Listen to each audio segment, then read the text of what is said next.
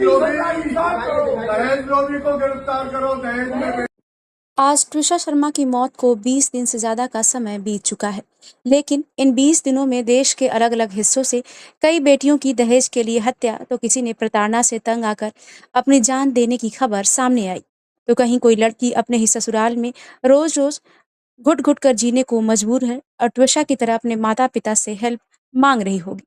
खैर, हम बात करते हैं ट्विशा केस की, जिसे लेकर कई हैरान करने वाले खुलासे अब तक हो चुके हैं।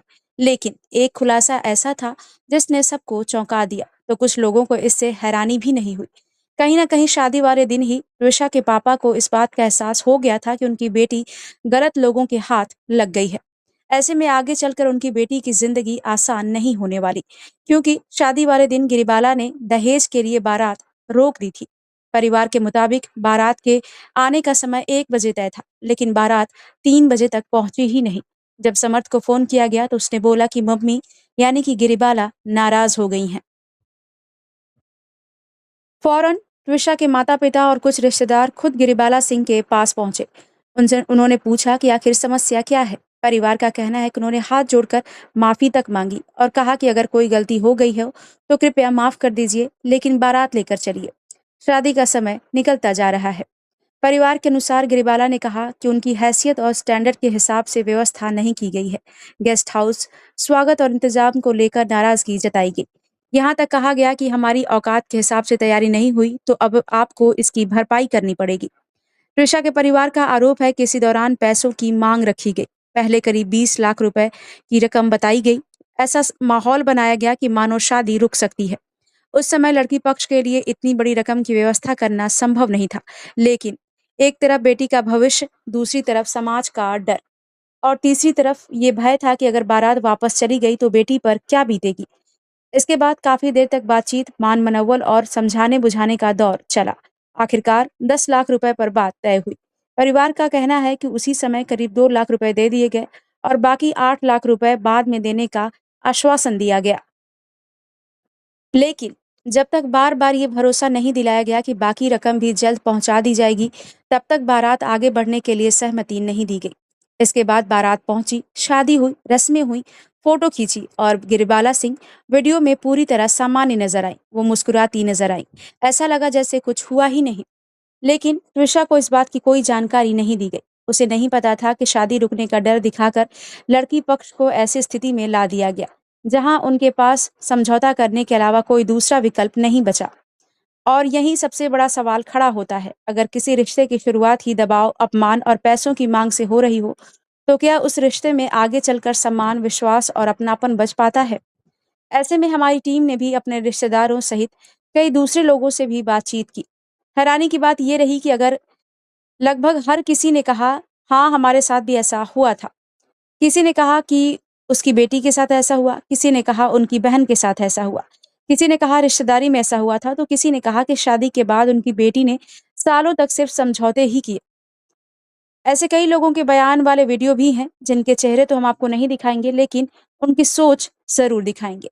ऐसे कई लोग हैं जिनकी बेटी की बारात पैसों के लिए रुक गई और फिर पैसा देने के बाद शादी संपन्न हुई।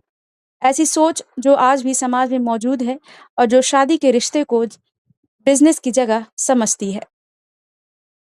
यहाँ सबसे डराने वाली बात ये है कि ये सिर्फ किसी गरीब या अनपढ़ परिवार की कहानी नहीं है।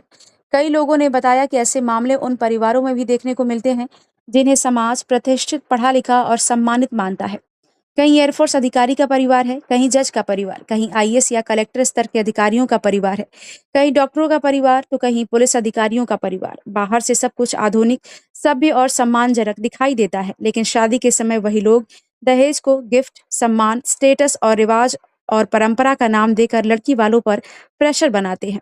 कोई सीधे दहेज नहीं मांगता, कहा जाता है कि हमारे स्टैंडर्ड के हिसाब से व्यवस्था करनी होगी।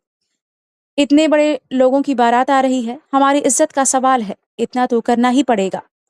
शब्द बदल जाते हैं, लेकिन मांग वही रहती है, या फिर वो सिर्फ एक जरिया बनकर रह जाएगी, पैसा लाने का, गिफ्ट लाने का और मांगे पूरी करने का। क्योंकि सच यही है कि कई लोगों के लिए शादी अब रिश्ता कम, सौदा ज्यादा बनती जा रही है। कुछ लोग खुलेआम कहते हैं, हमने बेटे की पढ़ाई पर इतना पैसा लगाया है, हमने उसे बड़ा किया है, अब शादी में कुछ तो वापस लाना चाहिए। यानी बेटे को इंसान नहीं, निवेश की तरह देखा जा रहा है और बहू के परिवार को अपना नहीं माना जाता, बल्कि शादी को उस निवेश की रिकवरी का जरिया बना दिया जाता है। लेकिन सवाल ये है कि क्या इंसानी रिश्ते बिजनेस बनते जाते जा रहे हैं? क्या बेटी कोई प्रोडक्ट है? क्या शादी कोई डील है? अगर शादी को ही बिजनेस बना दिया जाएगा तो फिर सम्मान, प्यार और बराबरी कहाँ बचेगी? त्रिशा के माता-पिता का आरोप है कि शादी के बाद भी रिश्ते सामान्य नहीं रहे। उनका कहना है कि समर्थ कभी उनके साथ जुड़ने की कोशिश नहीं करता था, कभी रिश्ता मजबूत करने में दिलचस्पी नहीं दिखाता था। दूसरी तरफ त्रिशा पर दबाव बनाया जाता था कि वो अपने परिवार से कम बात करे, उनसे दूरी बनाए रखे। इस दौरान माता-पिता ने भी त्रिशा से कम बातचीत करना शुरू कर दिया था, ताकि बेटी का घर बस जाए, घर टूटे ना। अगर त्रिशा अपने माता-पिता से बात करने की कोशिश करती तो उसे ताने सुनने पड़ते, उस पर तरह-तरह के आरोप लगाए जाते, उसे मानसिक रूप से प्रताड़ित किया जाता था। और ये सिर्फ त्रिशा की कहानी नहीं है, हमारे देश की लाखों लड़कियों की कहानी है। एक लड़की अपना घर छोड़ती है, अपने माता-पिता छोड़ती है, अपना शहर छोड़ती है, अपनी पहचान तक बदल देती है। वो पूरी कोशिश करती है कि नए परिवार में खुद को ढाल सके। लेकिन यही परिवार उसे अपनाने को तैयार नहीं होता, तो पति भी अगर साथ ना दे, अगर सास सहयोग ना करे, अगर पूरा परिवार उसे हर समय ये महसूस कराए कि वो बाहरी है, तो वो कितने दिन तक संघर्ष कर पाएगी। समाज भी हमेशा लड़कियों से कहता है कि समझौता करो, यहाँ तक कि माता-पिता भी बेटी को ही कहते हैं कि वो एडजस्टमेंट करना सीखे। लेकिन कोई ये नहीं कहता कि परिवार भी बेटी को अपनाना सीखे। कोई ये क्यों नहीं कहता कि पति भी अपनी पत्नी का सम्मान करना सीखे।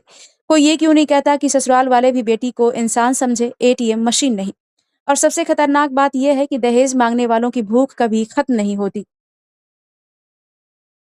जो परिवार 2 लाख लेता है, वो 20 लाख भी मांग सकता है। जो 20 लाख लेता है, वो 2 करोड़ की उम्मीद भी रख सकता है। क्योंकि समस्या रकम की नहीं है, समस्या मानसिकता की है और अंत में सबसे ज्यादा कीमत वही लड़की चुकाती है। राष्ट्रीय अपराध रिकॉर्ड ब्यूरो यानी कि एनसीआरबी के आंकड़े बताते हैं कि भारत में हर साल हजारों महिलाएं दहेज से जुड़ी हिंसा और मौत का शिकार होती हैं। दहेज मौत और पति या रिश्तेदारों द्वारा क्रूरता के हजारों मामले हर साल दर्ज होते हैं। यानी ये सिर्फ एक परिवार या एक राज्य की समस्या नहीं है, बल्कि पूरे देश की समस्या बनती जा रही है। जब कोई बेटी मर जाती है, तब उसके माता-पिता अदालतों के चक्कर लगाते हैं, पुलिस के पास जाते हैं। लेकिन यहीं पर एक कड़वा सवाल खड़ा होता है कि क्या सिर्फ ससुराल वाले दोषी हैं या फिर कहीं न कहीं वो परिवार भी ज़िम्मेदार है, जो बेटी की शादी बचाने के नाम पर ऐसे दबावों के सामने झुक जाते हैं, जिससे दहेज माँगने वालों का हौसला बढ़ता है। ये उस व्यवस्था के खिलाफ आवाज़ है, जहाँ बेटी से कहा जाता है कि समझौता करो, लेकिन बेटे से कभी नहीं कहा जाता कि सम्मान देना सीखो।